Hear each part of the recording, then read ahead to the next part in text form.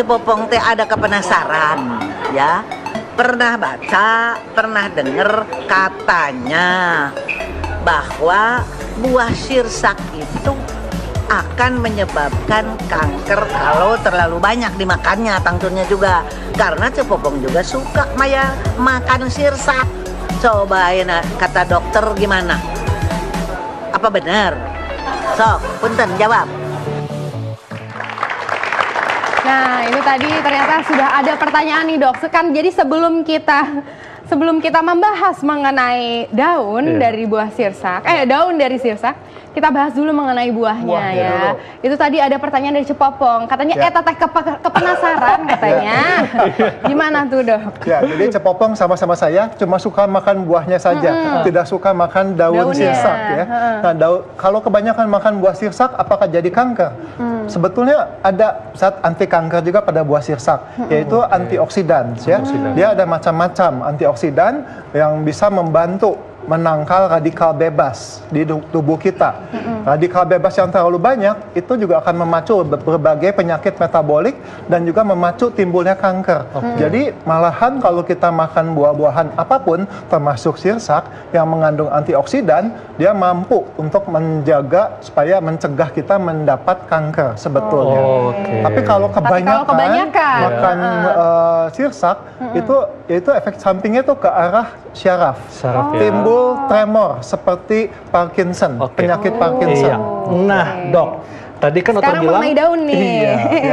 Selain buah ada manfaat pada daun sirsak. Nah, ini kan tadi dokter bilang dan juga masyarakat mungkin sudah ada yang mendengar bahwa daun sirsak dapat digunakan untuk mengobati kanker. Nah, sebetulnya bagaimana dok? Apa zat yang ada pada daun yang bisa mengobati kanker? Ya, jadi banyak penelitian baru-baru ini membuktikan bahwa daun sirsak itu mampu menjaga meredam perkembangbiakan sel-sel kanker dan bahkan mematikan sel-sel kanker di laboratorium pada preparat sel-sel kanker. Ya. Jadi banyak yang mati atau terhambat perkembangbiakannya. Ini kanker apa saja? Sel-sel kanker payudara, sel kanker di usus besar pada tikus, ya. Dan juga sel kanker prostat. Ya, ternyata semua dapat dihambat pertumbuhannya oleh ekstrak dari daun sirsak tersebut. Ya. Nah, apa yang menyebabkan daun sirsak begitu sakti ya untuk meredam perkembangbiakan sel-sel kanker dan membunuh sel-sel kanker? Itu karena adanya kandungan asetogenin di dalam daun sirsak tersebut. Itu yang diduga yang berefek berkhasiat membunuh sel-sel kanker tersebut. Apakah sudah terbukti, dok? Itu terbukti pada penelitian di laboratorium. Pada manusia belum ada buktinya. Jadi walaupun sekarang sudah ada yang dipasarkan ekstrak dari daun sirsak dalam bentuk kapsul, ya bisa dikonsumsi katanya, ya. Dosisnya itu antara 500 mg sampai 1.500 mg per hari. Satu kapsulnya mungkin 500 mg ekstrak. Baik, jadi belum terbukti ya dok ya? Belum terbukti, belum ada percobaan mengenai manfaat daun sirsak terhadap kanker pada manusia. Jadi belum terbukti ya. Nah ngomong-ngomong tentang daun, banyak nih mitos yang berkembang di masyarakat terkait daun sirsak. Yang pertama, dok, apa dok? Daun sirsak mengobati asam urat.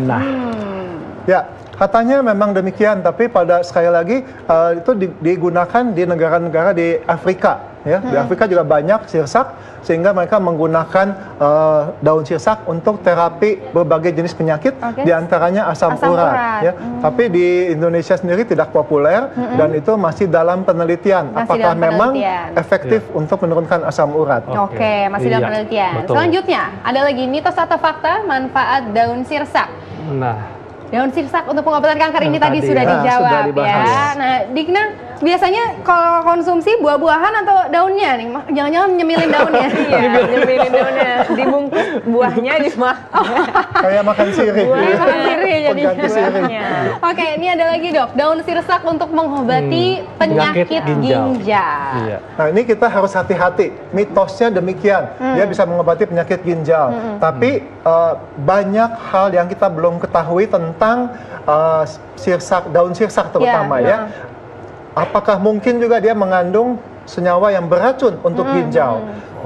Kita jangan terlalu banyak mengkonsumsi hal-hal yang belum jelas manfaatnya. Seperti dulu kan terkenal buah noni, ya. Buah noni itu ternyata racun untuk ginjal.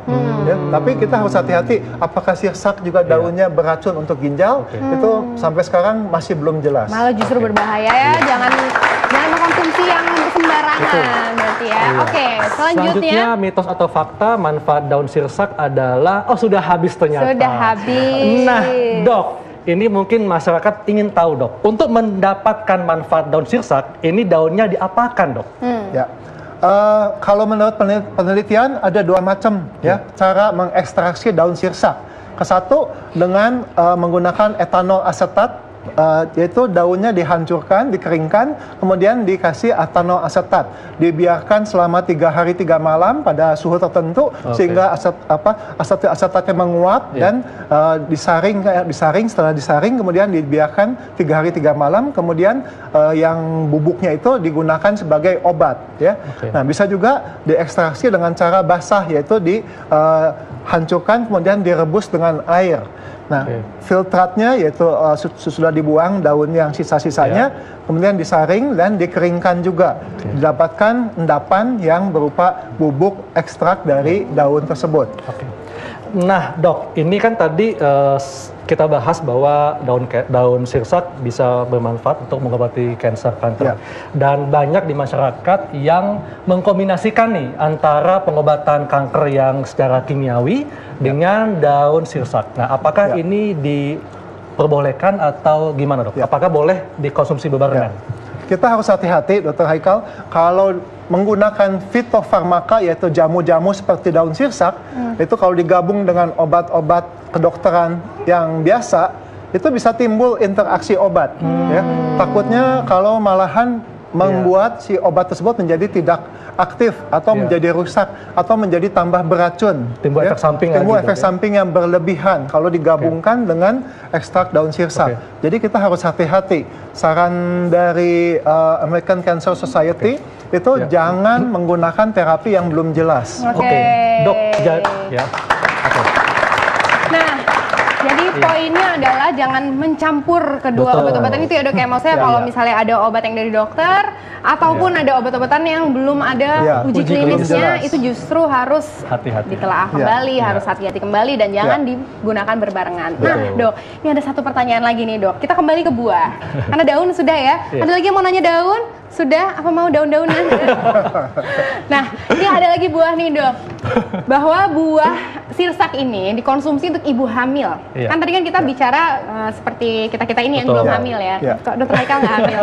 Nah, kalau untuk ibu hamil, apakah bermanfaat untuk bayinya supaya bayinya saya tulangnya kuat? Tadi kan kita juga sudah sempat membahasnya. Gimana untuk ibu hamil? Ya, jadi karena kandungan buah sirsak ini mengandung diantaranya zat besi, sedikit zat besi, magnesium, kemudian tembaga, ya, dan juga vitamin-vitamin yang lain, sehingga cukup baik dikonsumsi pada masa hamil, tapi tetap saya anjurkan jangan berlebihan. Kita harus memvariasikan apa yang dimakan, termasuk buah-buahan dan sayuran, konsumsilah macam-macam, ya, supaya kita mendapat manfaat dari berbagai jenis sayuran dan buah-buahan tersebut. Berarti anjurannya adalah dicampur ya, Dok, ya, dengan buah-buahan lain. Kombinasi makanan tiap hari gonta-ganti supaya mendapat manfaat yang maksimal dari buah-buahan dan sayur-sayuran. Diganti-ganti berarti tipsnya. Jangan sirsak terus. Ini, Dok, satu pertanyaan lagi, Dok. Ini kan buah sirsak kan rasanya manis dan asam juga. Nah, kalau gitu sebaiknya berkonsumsi buah sirsak sebelum makan atau setelah makan. Dan bagaimana untuk penderita yang sakit mah? Ya. pH dari buah sirsak ini cukup rendah ya, sekitar 4,5. Jadi asam dia sebetulnya. Nah, jadi tidak dianjurkan dimakan pada saat perut kosong bagi mereka yang punya penyakit MAH. Jadi sebaiknya setelah makan atau 1 jam 2 jam setelah makan ya, supaya masih ada makanan yang tersisa di dalam perut sehingga tidak terlalu asam ke lambung. Nah, sekarang ada pertanyaan nih melalui Instagram nih, Dok, dari sosial media. Yaitu dari @alfasyah. Itu adalah, apakah benar daun sirsak membunuh sel tumor otak? Ya, sampai sekarang belum gitu jelas apakah dia bisa menembus ke dalam sawar otak sehingga membunuh sel-sel kanker di otak kita ya. Belum ada penelitiannya, tapi yang saya baca itu ya pada kanker payudara, kanker pankreas, kanker prostat, dan juga kanker usus besar. Ya. Pada kanker otak belum ada penelitiannya. Belum ada penelitiannya jadinya ya. Iya. Dok, ini dok terakhir, apa tips dalam mengkonsumsi buah sirsak sebaiknya seperti apa? Ya kalau bisa mengkonsumsi buah sirsak itu langsung dari buahnya, bijinya jangan dimakan tentunya ya.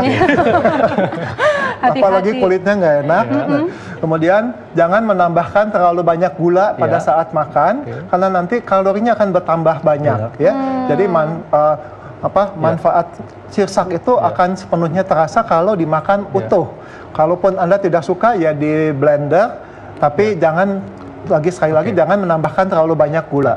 Dan dok, bagaimana menyikapi tentang informasi yang sirsak daunnya ini bermanfaat untuk kanker? Ya, jadi kita harus menyikapi informasi yang banyak beredar di media massa maupun di online, internet, bahwa daun sirsak itu bermanfaat untuk kanker dan lain-lain, berbagai jenis penyakit. Ingat, tidak ada obat dewa, ya. Jadi satu macam daun bisa menyembuhkan berbagai macam penyakit. Itu tidak ada. Ya, kita harus hati-hati. Kita harus baca juga informasinya. Pada manusia atau pada hewan penelitian atau pada pemeriksaan di laboratorium, itu hasilnya berbeda jauh. Jadi banyak penelitian yang awal pada di laboratorium secara in vitro pada cawan Petri, hasilnya bagus, ya. Ternyata kalau coba pada manusia, pada pilot study pada manusia, itu tidak jelas hasilnya. Apalagi pada penelitian yang besar. Ya, jadi belum tentu ada efeknya. Dan juga kita harus ingat efek toksik dari daun-daun atau jamu. Ya, tidak semua apa-apa yang alamiah itu aman. Kadang-kadang ada yang malahan berbahaya untuk tubuh kita. Kembali lagi nih dok, tadi dokter bilang kalau terlalu banyak makan sirsak ya dok, malah bisa jadinya efeknya ke saraf.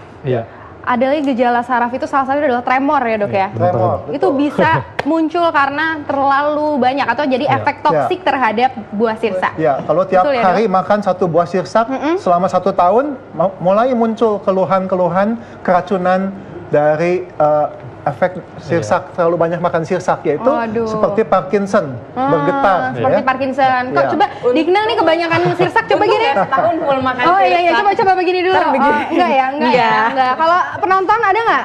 Coba penonton gini semua gini. Tremor nggak? Gemetar nggak? Ya, coba nah itu dia saya inspeksi dulu ya. Saya inspeksi dulu.